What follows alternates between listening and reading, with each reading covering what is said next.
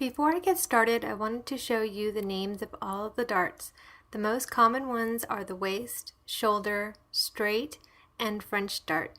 The dart direction or extra fabric of these darts vary. The shoulder tip, shoulder or mid-shoulder, mid-neck, and center front neck go towards center front, and the center front bust level should go down. Although the mid-armhole can go either way, up or down, depending on the location and the design.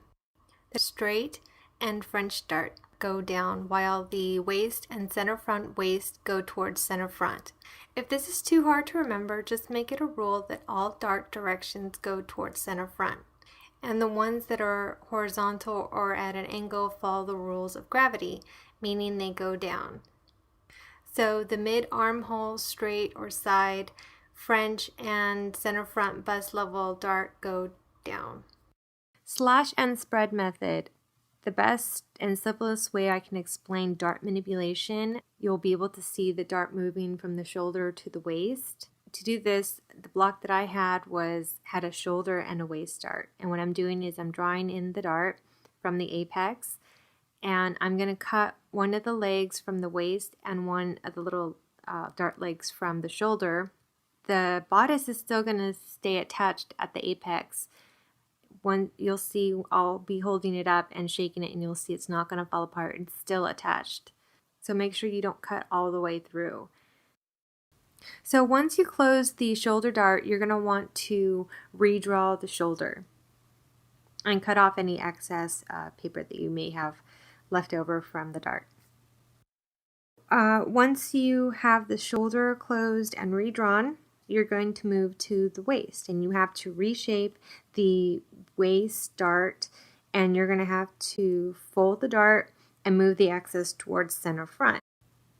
You're going to want to transfer this to your manila paper, and I kept a notch at the shoulder just to remind me that's where my original shoulder dart was, at the armhole and at the waist.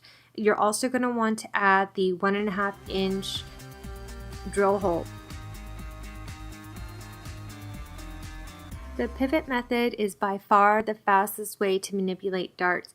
I like to start at the waist dart and continue up the center front and close off the shoulder dart by putting my pencil in the apex and closing that off, and then continue drawing along the bodice. And then you're just going to have to redraw in that waist dart. The pivot method is usually recommended when you're just moving one dart, like I was moving the shoulder dart to the waist, and then I can move the waist dart anywhere along the bodice.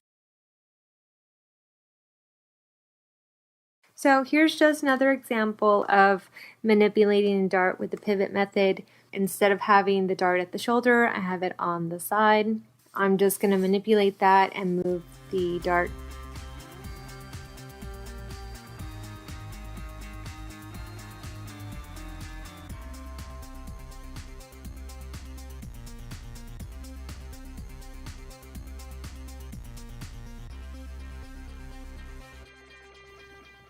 To remove the shoulder dart in the back, you're going to use the slash and spread method. What you do is draw in the shoulder blade level line, then draw the dart leg closest to the neckline to that point, and then cut along those two sections where they meet, but do not detach it from the bodice.